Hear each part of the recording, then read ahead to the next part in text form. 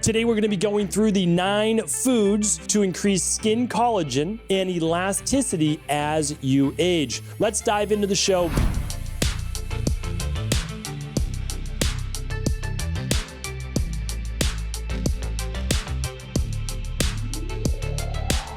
Why this is so important, because a lot of people don't tell you that there are foods beyond collagen foods themselves, which are kind of hard to get in the first place, that actually build up and support collagen within your body. So it's not just how much collagen you take in, whether it's from supplement or chicken skin or bone broth in the first place, but it's actually supporting foods that help to use those amino acids that then build up your natural collagen in your body. So what I want to do is share this with you. This came in as a question from the high performance health-based community on not only improving your overall internal health, but how can we work on youthfulness in the skin, the hair, the nails, the joints, and even heart health and gut health as we age. So let's dive into the show. All right, first and foremost, you've heard about collagen protein or collagen supplements before. I just did a show on that. I believe it was last week. It was episode 2895. Let's see here. So episode 2895 was the 7 big benefits of consuming collagen. So definitely check that out. I'll link it up here today. You can just head on over to stephencabral.com/2904. That's where all the research, that's where all the links will be here today. And of course, I'll give you all the big takeaways as well. But essentially, what collagen helps with is it's not the best protein in the world. A lot of people are using that as their protein powder. I think it's fine, but it definitely does not hold up when we look at it compared to a pea-based protein or a whey-based protein or something like that. So what I'm saying to you basically is collagen is a great product to use. I just wouldn't use it as the protein powder of choice. I would use it as an add-on to your protein powder because there's a lot of benefit to it. Now, of course, you can get it from animal-based foods. I'll talk about that right now. You can get it from bone broth if the bone broth is really cooked with a lot of the skin from the chicken or from the animal, because that's where we're going to get a lot of the collagen. The collagen would come from like what are called, I think it's called like the coombs of the rooster or the chicken feet. That's where a lot of the collagen is going to be. And I know that that might gross some people out, but that's legitimate. That's really where it's coming from. Okay, another part of it is like the connective tissue. So when you're getting the bones from, let's say, chicken, you want that anticular cartilage. You want that collagen in there as well. There is some people like to say, oh, I get mine from fish-based collagen. It's fine, but fish-based collagen is rich in one type of collagen, type 1 for the most part. So although the scales of the fish and collagen inside the fish might be fine, I don't think it's the best complete collagen, all right? So again, I'm not saying there's necessarily one that's better than another. A lot of people are consuming a lot of their collagen from supplements. We use a product called Advanced Collagen Support. It uses less animal-based product and more patent ingredients that are clinically proven to work better. So I like that. There's less histamines in it. It works better. But what I want to do is I want to share with you how to get supporting foods into your diet that's actually going to help you build more of your own natural collagen. So let's dive right in. The first one is this: citrus-based fruits. So vitamin C is critical for collagen production. And yes, you can get it from nutritional supplements, but you still want to get good whole food in your diet. So what are some top vitamin C based products? Well, oranges, right? We always think of oranges. Fine. Let's make sure that they're good quality, organic, hopefully in season. Grapefruit is another one, but lemons and limes. Like if you're drinking straight water, it's so easy just to get a lemon squeezer and just squeeze some natural lemon and lime, or one or the other, into your water on a daily basis, just for some natural vitamin C. And yes, you can take your supplements, but it's a great way to do it. Another one is if you look at like orange peppers. So it can be a great one for vitamin C in your diet.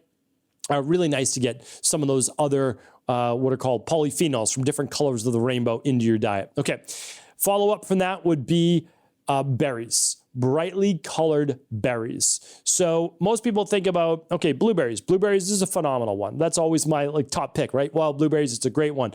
But there are others. So dark cherries is another one. Great one would be blackberries, which blackberries, they don't go moldy as quickly as raspberries. So I love raspberries, but anybody who's a purchaser of raspberries, fresh raspberries, knows they go bad so quickly. It's unbelievable. Like, because you have to wash them, and then the washing process allows them to grow mold that much faster. So it's kind of a catch-22 with those. So you just have to dry them really well if you're doing those. Another great one, I would say, in addition to the berries, is kiwi. So kiwi fruit, very high in vitamin C, and a lot of people don't know this, but you can actually eat the skin on kiwi fruit as long as you clean it. That's up to you. If you want to eat the skin, you're welcome to. If not, that's okay. You can toss it out. So other fruits that I like to add to my smoothie that are great collagen builders are some of the tropical fruits. Now, I save my tropical fruits usually for a workout smoothie.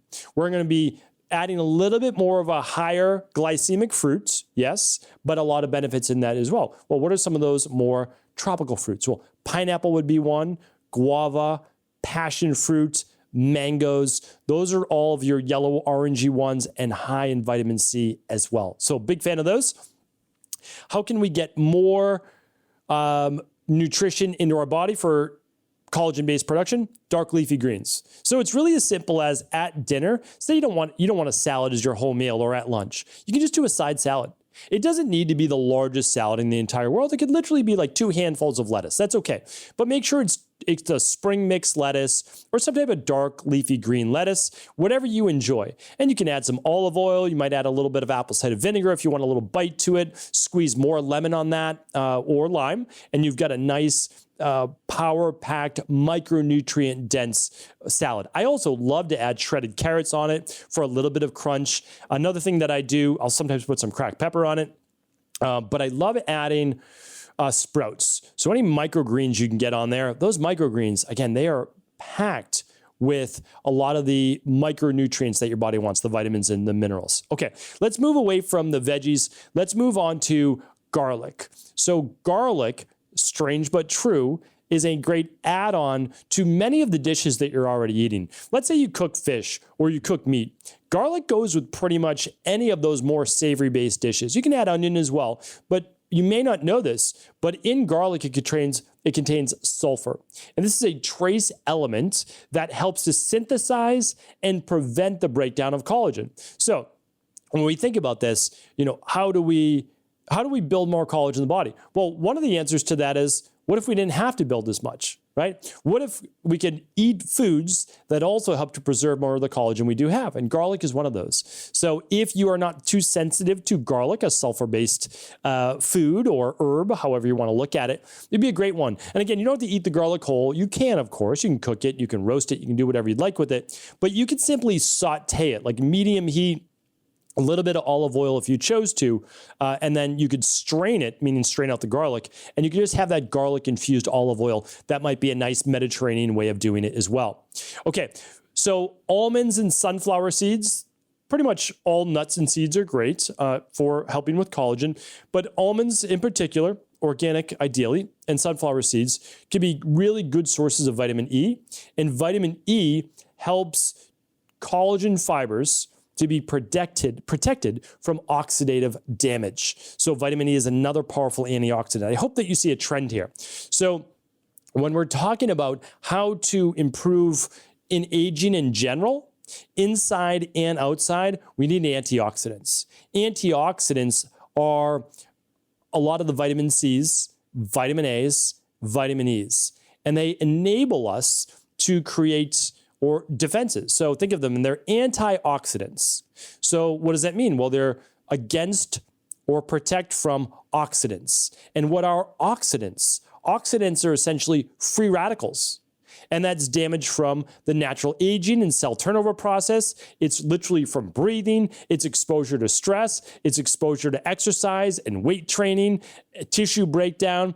Antioxidants help with all of those things. That's why I really try to share with people, I'm not against eating meat by any way, shape, or form. I'm not saying that, but get some veggies or some fruit or something with brightly colored colors in order to provide your body with more antioxidants. Like, you really do need them. They are crucial for overall health and longevity, not in just the moment today. No, they're not going to probably help you in just the moment today, but over a lifetime. They've been shown to be the only anti-cancer diet that we know of. And it's not a fail-safe, but at least it's going to be helpful for overall longevity and aging.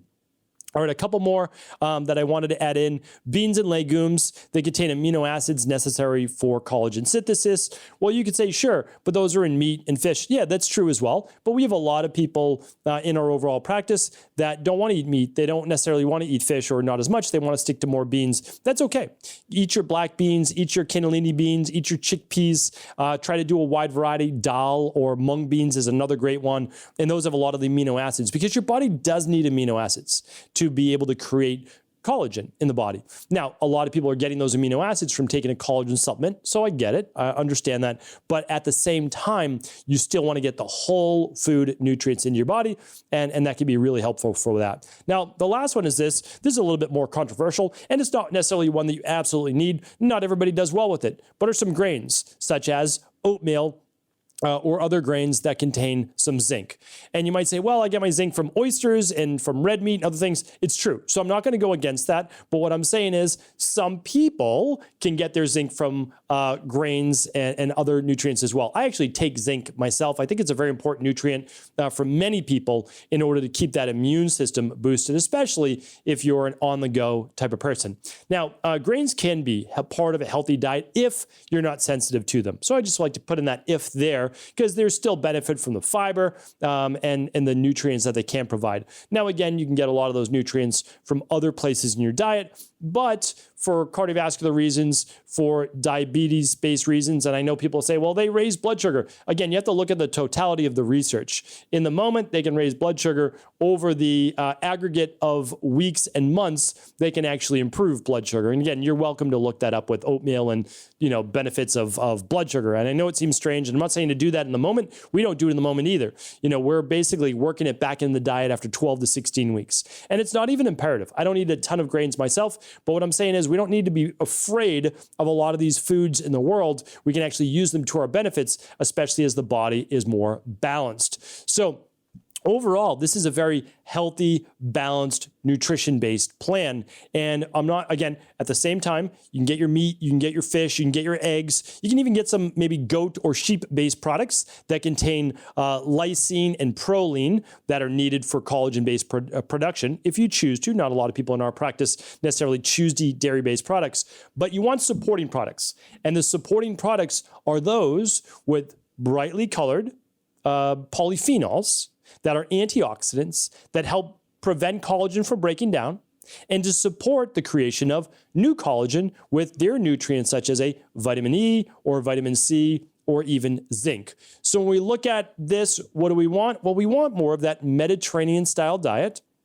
Choose the protein of choice, support it with fruits and vegetables for those antioxidants. And then, of course, you can layer on top something like the advanced collagen support or your collagen of choice in order to be able to, you're giving your body everything that it needs to produce as much collagen as possible for what the body needs. As collagen breaks down, it repairs, it allows for more of that youthful look on the outside, but also internally you're helping with your heart health and a lot of the items I explained last week that I'll link up as well. Good for the gut, good for the joints, good for the hair, skin, and nails, and much more. Hopefully today's show was helpful. Again, I will link up last week's show and all the big takeaways at StephenCabral.com/2904. I'll talk with you tomorrow. Take care, everybody. Have an amazing rest of the day. Thanks so much for tuning into today's show. Before you go, don't forget to hit that subscribe button. I want to make sure that you're getting our daily content, not missing out on anything. Functional medicine, wellness, weight gain, weight loss, anti-aging, living longer, stronger, and all of the most cutting-edge research. And if there's any topics you want to hear, feel free to leave them in the comments below. Take care.